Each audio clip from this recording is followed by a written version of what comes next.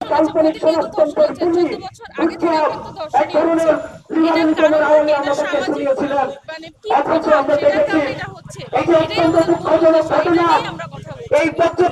এই দায়টা কার দেখছেন বা কোন ব্যবস্থা? এটা অবশ্যই সরকারের দায় এবং আমাদের আইনি ব্যবস্থাটার অবকাঠামো কত খারাপ হলে আপনি চিন্তা করেন যে ধর্ষক এরকম একটা ছোট শিশুকে ধর্ষণ করতে 10বার চিন্তা করে না। আমাদের আইন ব্যবস্থা যদি শক্ত থাকতো তাহলে মানে আমাদের ওভারঅল অবকাঠামোটা এত অবনতি হতো না। সেক্ষেত্রে আমার মনে হয় যে আমাদের আইন ব্যবস্থাটার অবনতির কারণেই আমাদেরকে বারবার আমরা মাঠে নামছি এবং আমরা যতদিনই মাঠে থাকবো যতদিন পর্যন্ত না আমরা এটা এনশিওর করতে পারছি শুধু তনু বা আজকে আমরা আসিয়াকে নিয়ে কথা বলছি শুধু এরকম বাচ্চাদের নিয়ে কথা বলছি, যতদিন পর্যন্ত না ধর্ষণকারীর উপযুক্ত শাস্তি হচ্ছে ততদিন পর্যন্ত আমরা থামবো না। আপনি নিজেকে কতটা নিরাপদ? অবশ্যই আমরা নিজেদেরকে নিরাপদ বোধ করি না, নিরাপদ ফিল করি না।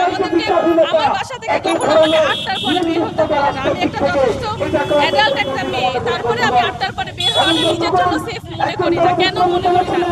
আমার দেশের অবস্থা ভালো না। আর এটা না দেশের স্বাধীনতা হয়েছে কি হয়নি, ইন্টারিম গভর্নমেন্ট আছে কিনা, শেখ হাসিনা ছিল কিনা, ফ্যাসিবাদ সরকার ছিল কিনা, এটার সাথে কিছুই যায় আসে না।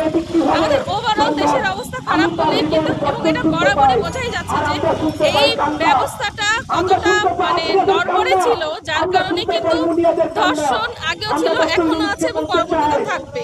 তাহলে এটার একটা সঠিক ব্যবস্থা যতদিন পর্যন্ত না হবে ততদিন পর্যন্ত আমরা মাঠ ছাড়ব না।